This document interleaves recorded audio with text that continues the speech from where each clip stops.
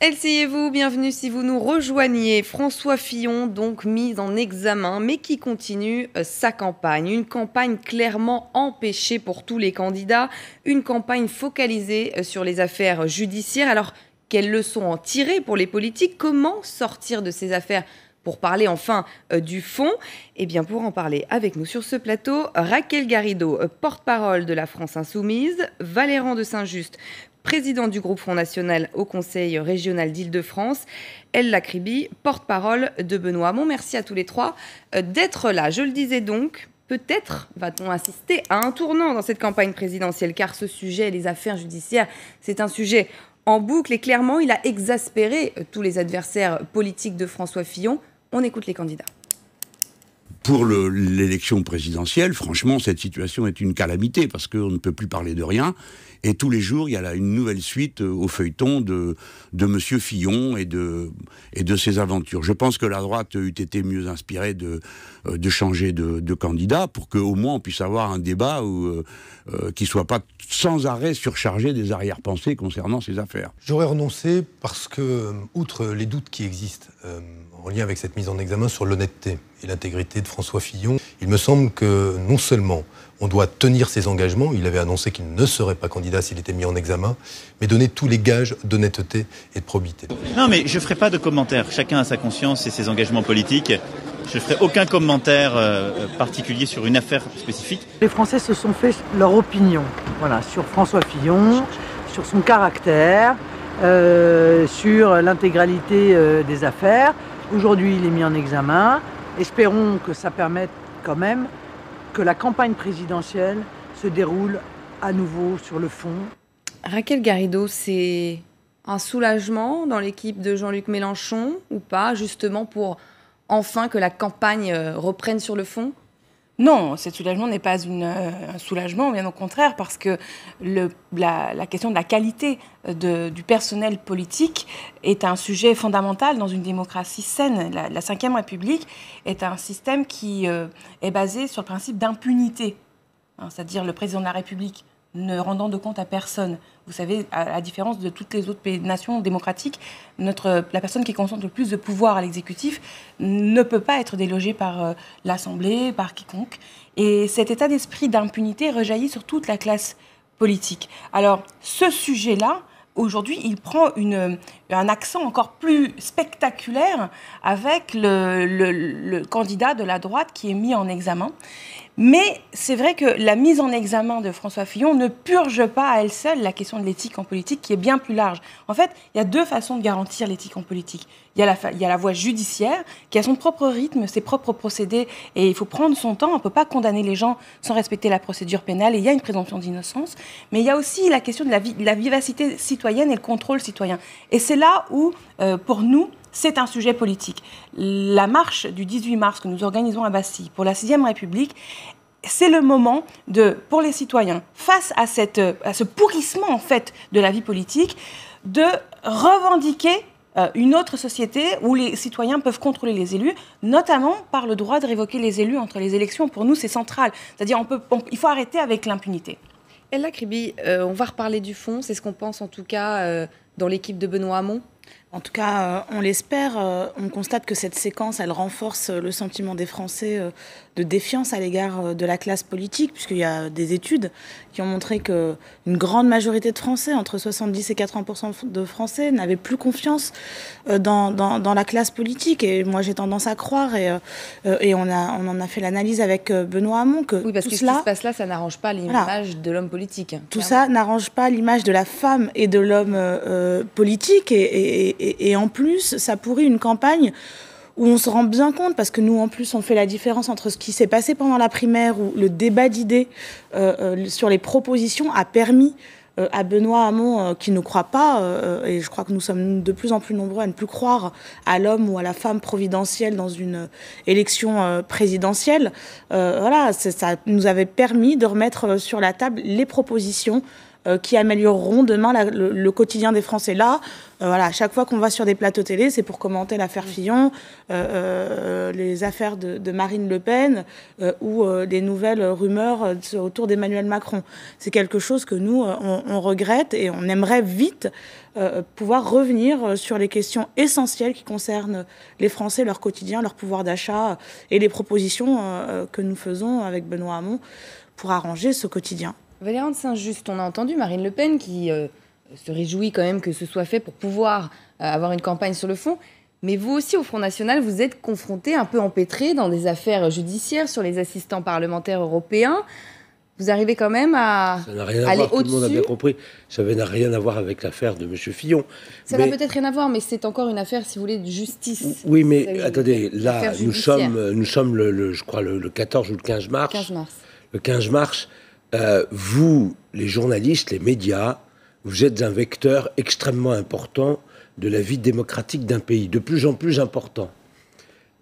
Pourquoi, ce n'est pas une attaque du tout de ma part, mais pourquoi ne décidez-vous pas, puisque nous ne pouvons pas le faire tout seul, on peut très bien faire des meetings, mais si les meetings ne sont pas retransmis, s'il n'y a pas repris sur toutes les chaînes de télévision et les radios, etc., pourquoi est-ce que vous ne décideriez pas de cesser de relater autant toutes ces affaires et que vous décidez de consacrer un certain nombre de temps de vos journaux, de vos émissions aux problèmes de fond. Parce que peut-être ça intéresse les Français quand même. Est-ce que vous croyez, c'est ça là où je m'interroge, les spécialistes nous disent, et je crois que pour M. Fillon, pour Mme Le Pen, c'est la même chose, que ça n'a pas d'effet sur le corps électoral. Moi, j'ai beaucoup été en province pendant tout le mois de février et début du mois de mars.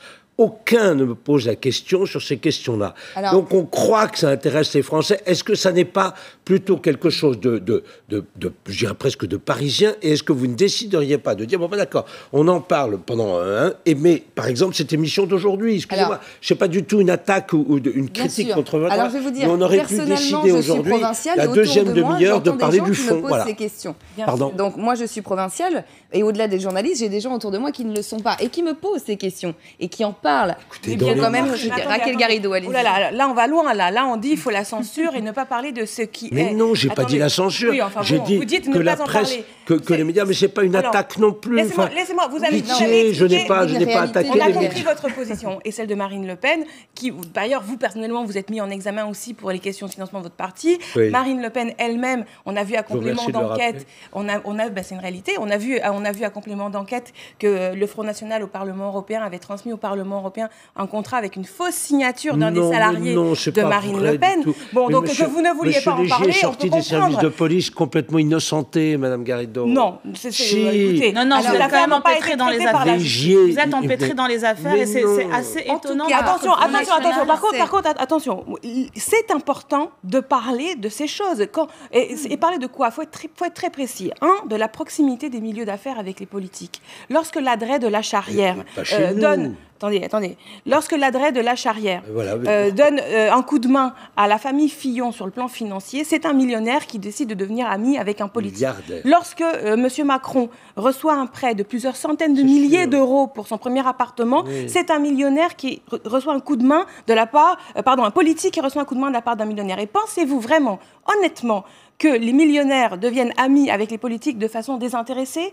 Évidemment que non. Donc il y a un problème politique, si vous voulez, parce que cette proximité, après, on la retrouve dans les programmes. Et les privatisations, par exemple. Vous avez raison. Qui intéresse les Français, qui réagissent justement aujourd'hui en disant « Oh, une affaire de plus », moi en tout cas, ce que j'entends autour de moi, de toute façon, tous pourris. Si on peut utiliser cette expression. Voilà, et donc du coup, ce que nous faisons à France Insoumise, il me semble, c'est original. Pourquoi ? Parce que, premièrement, nous épousons quand même le mouvement dans la société qui revendique davantage d'éthique en politique, et même nous cherchons à le matérialiser physiquement par ce défilé du 18 mars à la Bastille.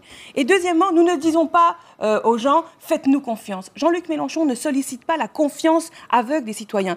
Il revendique le droit de révoquer les élus. Il accepte l'idée même de sa propre révocabilité. Pardon, non. alors vous... C'est de la démagogie, non, écoutez, on en a déjà parlé. Écoutez, que vous soyez au Front National hostile au droit de révoquer les élus entre les élections, c'est votre position. Mais sachez que nombre de citoyens demandent de ne pas être infantilisés et de garder le pouvoir au lendemain des élections, ce qui peut assainir la vie politique. C'est notre proposition. Écoutez, vous êtes contre, c'est notre proposition, et nous pourrons l'obtenir avec une 6e République qui sera, elle, rédigée avec une assemblée constituante. Et je crois qu'il y a effectivement besoin de permettre que le peuple puisse faire irruption dans le débat démocratique, pas nécessairement sur des questions de tambouille politicienne et d'affaires, quoique tout ça impacte très directement la vie politique. Moi, je veux juste revenir sur le fait que, on l'a dit il y a déjà quelques semaines, même plusieurs mois maintenant, puisque c'était des propositions qui étaient aussi portées dans le cadre de la primaire, Benoît Hamon, qui présentera demain à 11h son programme. Et d'ailleurs, j'invite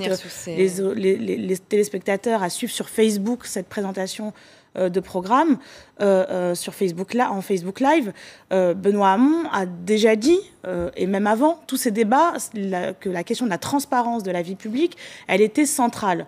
Et donc, il a fait un certain nombre de propositions. Ça va de l'interdiction de recruter un membre de sa famille quand on est parlementaire, au fait de rendre public les dons dans le cadre d'une campagne électorale. Avec tout ça est important pour les raisons qui ont été évoquées par Raquel Garrido, c'est-à-dire que les lobbies, c'est une réalité aujourd'hui en France et partout dans le monde.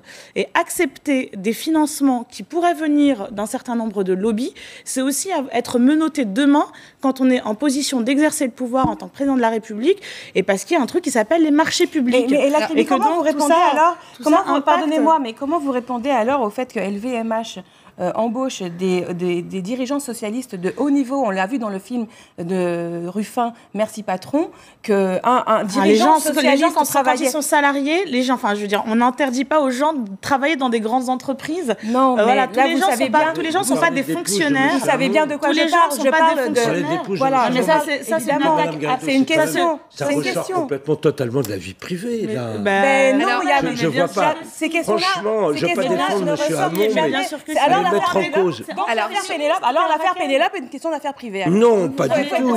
Alors, la défense de François Fillon, ça a été la défense de François Fillon. Ce qu'ont entendu, en tout cas, tous les Français, c'est d'attaquer la justice, de remettre en cause la justice.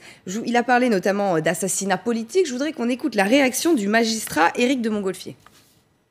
Il faut se méfier quand on est l'objet des attentions de la justice, des mots qu'on emploie, des réactions que l'on a. Je crois que la sérénité devant la justice est sans doute la meilleure défense. Quand on la perd, c'est mauvais signe, non pour la justice, mais pour celui dont elle recherche une éventuelle culpabilité. Alors c'est un proche notamment de Benoît Hamon, mais on sent bien, en effet, attaquer la justice, l'assassinat politique, c'était une bonne défense, ça, d'attaquer la justice, Valérie Saint-Just ? D'abord, écoutez, je ne vois pas du tout pourquoi est-ce qu'un responsable politique ne pourrait pas donner son avis et critiquer, même très sévèrement... S'il est élu président de la République, il sera garant de l'indépendance de la justice. Mais tout à fait, pose pas de problème. Il n'y a aucune raison de ne pas pouvoir critiquer même sévèrement l'institution judiciaire et les magistrats. D'ailleurs, ce qu'il y a dans cette affaire, c'est ce que je disais un peu tout à l'heure, vous avez une sorte de télescopage en ce moment entre des pratiques comme celle de M. Fillon, entre le rôle des médias et le rôle de la justice. Et je trouve que la justice, dans cette affaire, notamment dans l'affaire de Fillon, je ne veux pas le défendre, mais on va quand même, a joué un rôle quand même tout à fait particulier. Pas serein du tout. Quand M. de Montgolfier parle de sérénité, je trouve que les magistrats, l'institution judiciaire a manqué totalement de sérénité et qu'elle a aggravé, si vous voulez, la défiance de tout le monde en disant mais comment se fait-il qu'eux aussi agissent de cette façon-là ? C'était de quelle façon, vous voulez dire assez rapidement ? Vous pensez pas que pour les Français, ce sont des Fillon qui l'avait demandé de la célérité. 30 secondes. L'ancien procureur général de Paris, M. François Faletti, est venu sur RTL il y a 15 jours et il a dit, lui, je le cite parce que franchement, voilà, je ne peux pas mieux citer. Il a dit, oui, je suis très étonné par l'agenda judiciaire et par la violation du secret de l'instruction.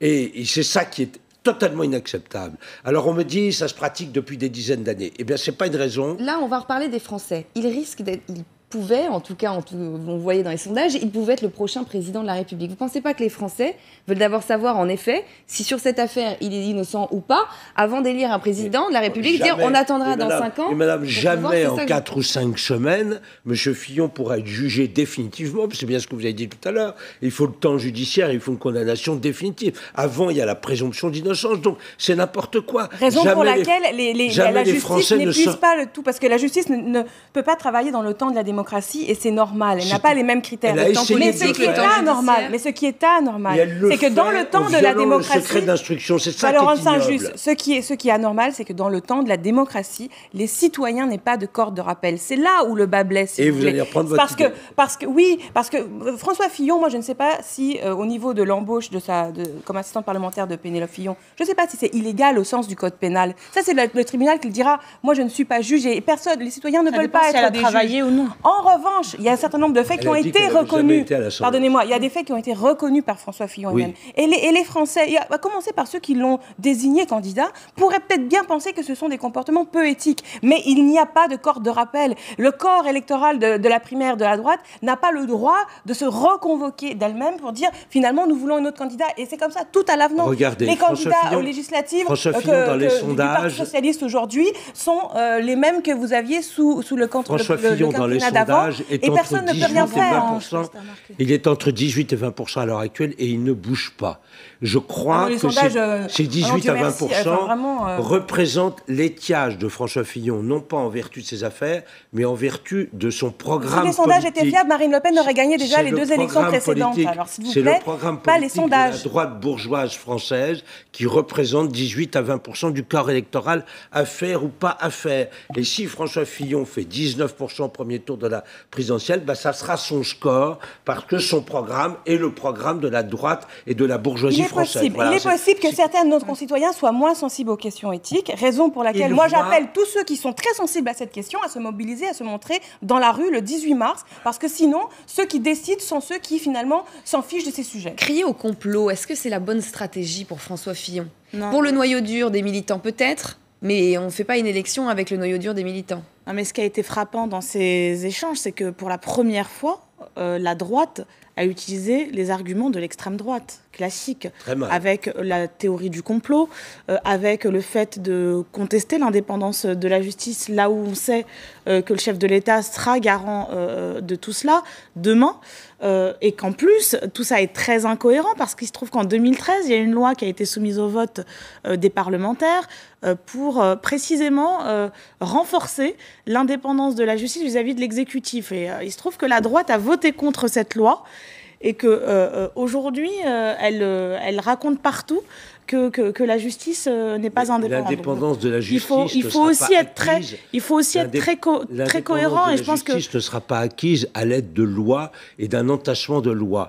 L'indépendance de la justice sera acquise par le fait qu'on n'autorise pas les juges, les magistrats, à adopter des positions aussi politisées. Non, mais vous voudriez que les magistrats soient proches du Front National. Non, ça, c'est une autre nous histoire. voulons que les magistrats soient totalement neutres et proches de rien du tout. Et qu'ils n'expriment jamais de position politique, ce qui n'existe pas à l'heure actuelle, à travers le syndicat de la magistrature, qui a pourri totalement l'institution judiciaire dans laquelle les Français n'ont plus aucune confiance. C'est ça un des grands problèmes de notre société d'aujourd'hui. L'autorité de la justice et de la police,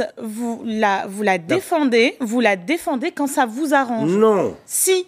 La preuve, Marine Le Pen, y compris sur la question de la police. Pas quand la police, pas quand une certaine police va donner les documents aux journalistes. Marine Le Pen qui passe son temps à traiter tout le monde de voyous et qui dit qu'elle défend la police, elle n'a même pas daigné se présenter quand elle a été convoquée par la police. Donc à un moment, la prise de position, elles ne sont pas à géométrie variable. Et nous, on n'est pas pour une justice à 2 vitesses. On est pour la même justice pour tout le monde. Et il n'y a pas une justice pour les cols blancs et une justice pour le peuple. C'est ça qu'il faut rappeler aujourd'hui. Il y a une défiance vis-à-vis des institutions, quelles qu'elles soient. Aujourd'hui, chez les citoyens, on remet en cause l'autorité des professeurs, l'autorité de la police, l'autorité des magistrats, l'autorité des journalistes. Bon. Et soit on continue dans cette finalement déliquescence de cette chute de ce régime de monarchie présidentielle, nous on appelle ça comme ça, c'est un régime oligarchique, et finalement ça peut aller vers le chaos et la violence, soit nous commençons d'ores et déjà à édifier les nouvelles institutions que nous voulons, y compris avec des réformes dans le milieu judiciaire. Nous sommes par exemple pour changer le système de fonctionnement et ne pas faire un conseil supérieur de la magistrature avec la composition actuelle. Nous faisons des propositions concrètes sur ce point, et ce serait l'objet d'une assemblée constituante, c'est-à-dire c'est les Français eux-mêmes qui se reconnaissent comme peuple, qui disent « nous voulons un avenir en commun », c'est par ailleurs le titre de notre programme, et qui finalement réinventent leurs nouveaux droits. C'est ça l'Assemblée constituante, c'est la solution pacifique du règlement actuel. À ce sujet-là, l'élection présidentielle va déjà être quand même très intéressante à un moment donné. Pas, parce mais que actuellement, elle peut l'être évidemment. Si Jean-Luc Mélenchon gagne, ce sera très intéressant. Du Conseil supérieur de la magistrature, on va en parler dans le cadre de cette élection présidentielle. Là, je suis la seule à en parler, par exemple. Non, mais alors, si vous voulez. On va parler de cette fois, mais j'aimerais qu'on parle aussi quand même justement de ce que veulent les Français, plus de transparence notamment, et sur la moralisation de la vie publique. On entend ces grands mots, transparence, moralisation, on les entend beaucoup. C'est quand même une volonté qui a été déjà mise en place avec ce quinquennat. Alors, on le sait notamment aussi après l'affaire Cahuzac. État des lieux, des nouvelles règles et celles peut-être à venir. On regarde ce sujet, signé Laura Pouget, et on en parle juste après. Ce texte, c'est le dernier qui a été adopté dans le courant de la législature. C'est un texte qui renforce les obligations comptables des partis politiques. Le député Romain Colas est le rédacteur de cette dernière loi qui porte sur la transparence des prêts consentis aux partis et candidats. Dans leurs comptes de campagne, ceux-ci auront désormais l'obligation d'indiquer combien ils ont emprunté et qui leur a prêté. Il s'agit de vérifier qu'il n'y a pas, au travers de prêts qui seraient consentis à des conditions, j'allais dire exorbitantes du droit commun, la volonté d'un organisme bancaire, voire d'une puissance étrangère, d'une certaine façon, d'influencer la vie politique française. Finir cette législature sur un texte sur la transparence des partis politiques, c'est marquer farouchement la volonté qui a été la nôtre pendant les 5 ans de moraliser la vie publique, de moraliser la vie politique, puis c'est un signe qu'on envoie pour la majorité de demain, pour celles et ceux qui siégeront dans cette Assemblée, en disant que le chemin est à poursuivre parce que ce texte, c'est une petite pierre sur le long chemin qu'il reste à parcourir pour la transparence et la moralisation de la vie publique. Mais que pensent les parlementaires à l'idée de voir bouleverser leurs habitudes ? David Habib est vice-président de l'Assemblée nationale. Il n'est pas hostile au changement, mais réfute l'idée selon laquelle tout reste à faire au sein de l'institution. Je pense qu'on n'en fera jamais assez et qu'il conviendra de progresser parce que à la fois les technologies sont nouvelles et nous permettent d'atteindre l'objectif de transparence que nos concitoyens ont. Et puis deuxièmement, il y a incontestablement à ce que notre démocratie puisse se renouveler. Mais je n'accepte pas inversement que l'on puisse mettre en cause une quelconque opacité. Je vous répète, sous l'autorité de Claude Barthelone, des avancées considérables ont eu lieu dans cette maison. Le député se félicite notamment que Claude Barthelone, en réaction à l'affaire Fillon, ait décidé de faire publier la liste des collaborateurs de tous ces députés. Sauf que pour l'ONG Transparency International, vigie de la corruption politique, l'idée n'est pas novatrice. Donc ça, c'est pas une réponse suffisante dans la mesure où c'était des données qui étaient déjà censées être publiques depuis 2013. Et par ailleurs, il a annoncé la création d'un groupe de travail pour fixer de nouvelles règles sur l'utilisation du crédit collaborateur et des dépenses des parlementaires, ce qu'on appelle dans le jargon l'IRFM. Mais ce groupe de travail ne rendra ses conclusions que sous la prochaine législature. Donc il n'y a pas eu de décision qui a été prise pour le moment. Et il n'y en aura plus désormais avant la prochaine législature. Alors justement, la prochaine législature, que proposent les candidats en termes de mesures pour moraliser la vie politique ? On va regarder d'abord celle de Jean-Luc Mélenchon avec cette infographie. Renforcer le non-cumul des mandats, rendre inéligible la vie de toute personne condamnée pour corruption et révoquer les élus. Vous en pensez quoi, Valérien de Saint-Just ? Écoutez, moi, ce que je pense, c'est que, là, je viens de le voir avec ce reportage, on peut toujours entacher, c'est le défaut aux Français, à chaque fois qu'il existe un problème ou un semblant de problème, on légifère et on entasse. Et puis, c'est pas appliqué. Pourquoi est-ce que ça n'est pas appliqué ? Parce que l'institution judiciaire ne fait pas son travail. Elle n'a pas de moyens, d'accord, mais surtout, et quand vous me parlez de moralisation de la vie publique à ce sujet-là, moi, c'est la moralisation de la vie judiciaire que je veux. Et je veux imposer non seulement l'interdiction de politisation des magistrats, mais la répression très importante des pratiques infâmes qui ont lieu à l'heure actuelle, notamment de la violation perpétuelle du secret de l'instruction. À ce moment-là, les citoyens auraient à nouveau confiance dans leurs juges, les juges pourraient faire le travail et réprimer les abus d'un certain nombre de responsables politiques. Voilà, c'est comme ça qu'il faut voir les choses, et non pas continuer à entasser comme on le fait toujours en France. Raquel Garrido, il veut entasser Jean-Luc Mélenchon, en tout cas, tolérance zéro. Oui. Et d'ailleurs, nous avons fait l'effort pour tous nos candidats aux législatives pour la France Insoumise de leur demander de signer une charte, qui est la charte d'Anticor. Je peux vous affirmer, par exemple, qu'aucun candidat ou candidat de la France Insoumise aux élections législatives n'est mis en examen. Donc c'est une façon aussi pour nous d'anticiper ce système dans lequel nous préférons vivre, c'est-à-dire où il y a une responsabilité. Même pour diffamation, il n'y a pas de mise en examen. Les non-cumuls, ça permet quoi? C'est-à-dire de justement pas se projeter sur l'après et envisager d'autres choses et pouvoir justement essayer de, pas forcément de filouter, mais c'est ça en fait le non-cumul.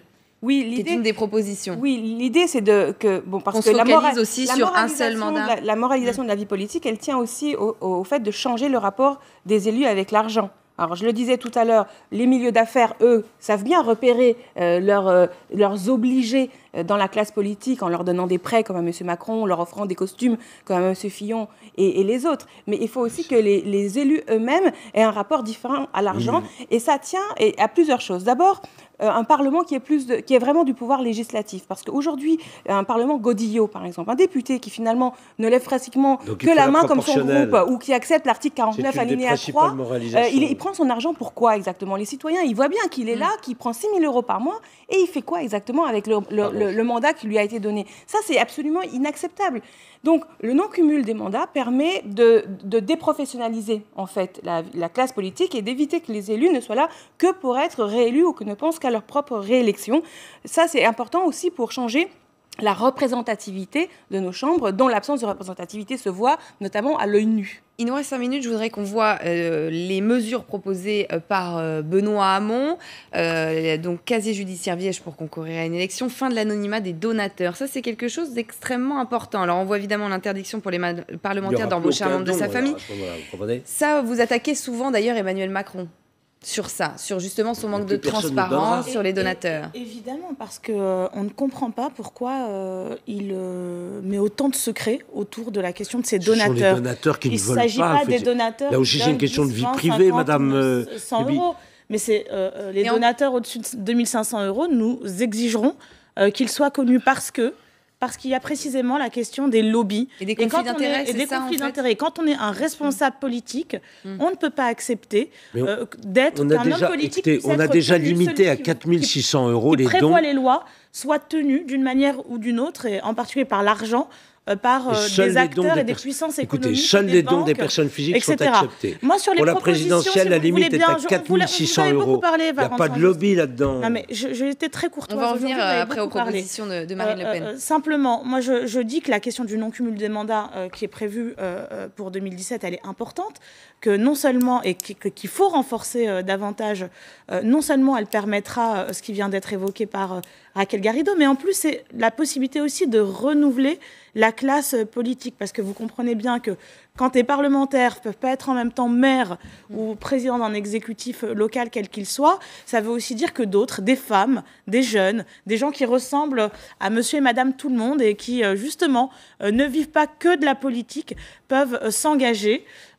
Et donc c'est vraiment ça qu'on veut insuffler avec Benoît Hamon. D'ailleurs, ça s'incarne plutôt bien avec l'équipe qui l'entoure, où vous avez bien remarqué que surtout des élus autour de vous. Hein. Pardon. Et là, là-dessus, Benoît Hamon, il est essentiellement entouré d'élus. C'est vraiment un professionnel de la politique qui n'a jamais rien fait d'autre. D'accord, y compris depuis là. La politique à France Insoumise. Benoît Hamon n'a jamais rien fait d'autre que de la politique. Nous avons tous il a monté une entreprise. Arrêtez, Valrand de Saint-Just. Alors, on va regarder. Non, mais je le dis parce que c'est important de voir, de constater aussi ce renouvellement. Oui, on entend beaucoup parler de la société civile dans cette campagne, en effet, la volonté d'avoir des gens qui n'ont pas fait que de la politique dans leur vie. Exactement, il est entouré de professionnels. Mais il en faut un petit peu quand même. La France Insoumise, toute la direction de la campagne, allez, on regarde de campagne, moi-même, la plupart des porte-parole. On va regarder les propositions de Marine Le Pen en la matière. On va les regarder sur cette infographie qui va venir à l'antenne. Donc, supprimer l'IRFM. Alors ça, c'est cette fameuse enveloppe qui est donnée et qui est donc ensuite distribuée aux assistants parlementaires. Et justement, il n'y a pas vraiment de assistants parlementaires. Les assistants parlementaires, c'est encore un autre budget. La famille, notamment. D'après ce que je sais, c'est environ 6 000 euros qui sont donnés, alloués chaque mois à un député. Et le député n'a aucune obligation de rendre compte de l'utilisation. Il n'a pas à donner de facture, de bons de restaurant, comme ça. Donc, la plupart du temps, c'est un complément de salaire. Mais d'ailleurs, dans l'affaire des assistants parlementaires, M. Stefanini, que nous connaissons bien, le directeur de campagne de M. Fillon, a dit, mais évidemment, c'était un système fait, les assistants parlementaires, c'est un système fait pour qu'il y ait des compléments de revenus pour les députés. Il l'a dit lui-même, ce qui est quand même absolument invraisemblable. Alors, vous avez le salaire, les émoluments de 6 000 euros, vous avez l'IRFM de 6 000 euros, et puis après, on apprend que par l'intermédiaire des assistants parlementaires, eh bien, on récupère de l'argent. Alors évidemment, il faut embaucher sa femme, parce qu'elle vous donne... Il faut embaucher ses enfants, qui vous donnent la moitié de leur salaire, comme dans l'affaire de M. Fillon. Ça, c'était évidemment totalement scandaleux. Oui, mais vous, au Front National, pardonnez-moi, ça ne vous ennuie pas quand certains de vos élus atteignent des niveaux d'indemnité très forts grâce au cumul? Vous étiez historiquement plutôt contre le... Monsieur Racheline est le plus jeune sénateur qui cumule de France. Madame Garrido, Madame Le Pen, oui, c'est écrit à combien? À combien? Le montant de député européen, il n'y a rien au-dessus. Non, l'écrêtement, il est autour d'un peu plus de 8 000 euros. Elle est conseillère régionale, elle touche zéro comme conseillère régionale. C'est beaucoup 8 000 euros, d'accord? C'est beaucoup 8 000 euros. Et tous les cumulards du Front National... Monsieur Mélenchon touche la même somme, il est député européen. Non, vous lui direz que c'est beaucoup, d'accord. Non, monsieur Mélenchon n'est pas écrêté. Et d'ailleurs, monsieur Mélenchon a voté un amendement pour faire baisser les indemnités des parlementaires européens de 20%. Oui. Mais on reprend le débat de la professionnalisation de la politique ou pas. Pour revenir sur les éléments de programme, je vous invite vraiment non seulement à suivre le Facebook Live demain de Benoît Hamon, mais surtout à venir au meeting à Bercy dimanche après-midi. Des meetings festifs. C'est festif. Et voilà, la campagne est repartie. C'est ça. Dimanche après-midi avec Benoît Hamon à Bercy. Voilà, chacun a fait sa pub. Merci. La campagne, elle est donc repartie. Peut-être sur le fond, on verra bien. Tout est possible dans cette campagne présidentielle. Vous avez rendez-vous avec un nouveau journal sur LCI. Et ensuite, on va continuer à parler de l'affaire Fillon face à la justice. Un non-événement pour son entourage. Le candidat de la droite, lui, déterminé à faire campagne. Mais que va-t-il se passer ensuite au niveau de l'instruction? La justice, invitée surprise de cette campagne. On en parle avec mes invités. À tout de suite.